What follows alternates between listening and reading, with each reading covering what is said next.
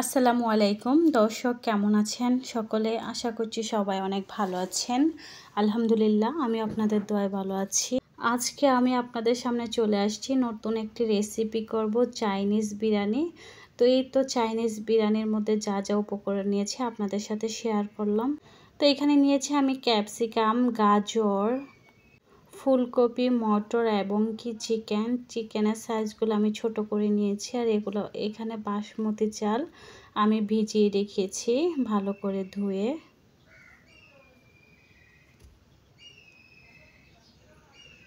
তো বন্ধুরা, অবশ্যই চাইনিজ বিরিয়ানির মধ্যে কিন্তু ডিম দিতে হবে। তো আমি বেশি একটা ডিম দিব না, শুধু একটি ডিমই দিব।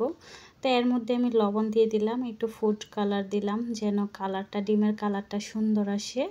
তো এই তো বন্ধুরা, আমি ডিমটা এভাবে ফাটিয়ে নিচ্ছি চামচ দিয়ে। তো ডিমটা আমি এর মধ্যে অন্য কোনো কিছু অ্যাড করব না, শুধু এভাবেই ডিমটা আমি ভেজে নেব। তো একটা ফ্রাই প্যানের মধ্যে আমি ডিমটা এভাবে দিয়ে দিলাম। এখন আমি ডিমটা উল্টিয়ে নিব, উল্টিয়ে ছোট করে টুকরো করে নিব। তো এই ছোট্ট ফ্রাই প্যানের মধ্যে আমি সবগুলা ভেজে নেব, যে ভেজিটেবলগুলো। তো এখানে আমি পেঁয়াজ কুচি দিয়ে দিলাম। তো পেঁয়াজটা আমি হালকা একটু ভেজে নেব।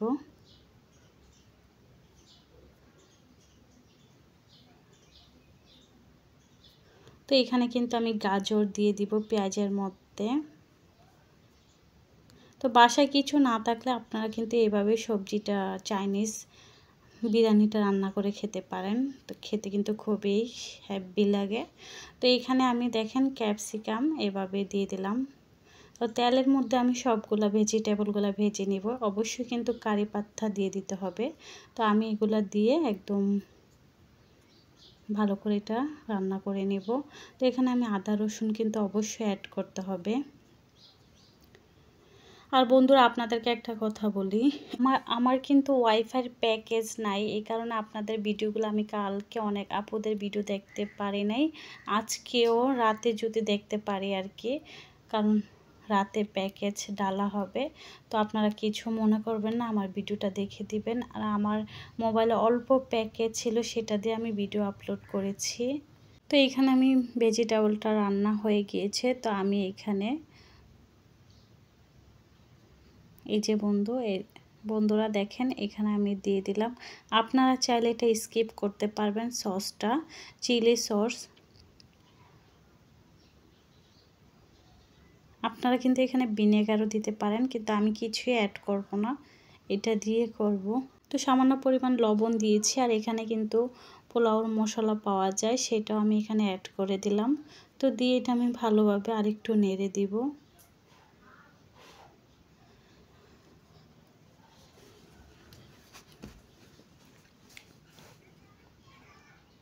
তো দেখেন এখনই কিন্তু কতটা লোভনীয় দেখাচ্ছে, আর রান্নার শেষে কিন্তু দেখতে আরও ভালো লাগবে। তো বন্ধুরা, আমি কিন্তু বাসমতি চালটা একটু তেলের মধ্যে ভেজে নেব।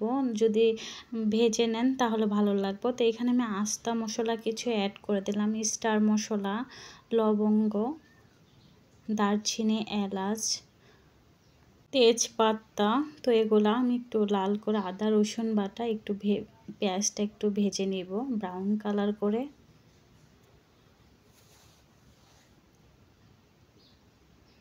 তো ওয়াইফাইয়ের প্যাকেজ দিলে আমি আপনাদের ভিডিওগুলো দেখে দিব। তো আমার ভিডিও আপনারা দেখে দিবেন প্লিজ। তো রান্না করা দেখেন, এখানে আমি এই যে ভাতটা দিয়ে দিলাম।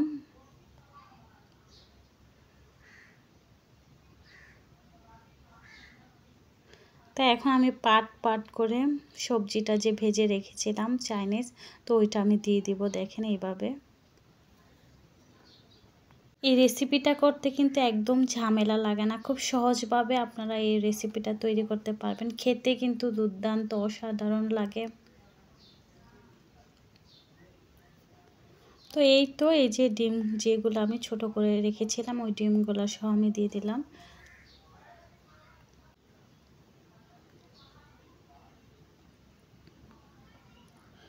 তো তো আমার এই চাইনিজ বিরিয়ানি রেসিপিটা আপনাদের কাছে কেমন লেগেছে অবশ্যই কমেন্ট করে জানাবেন।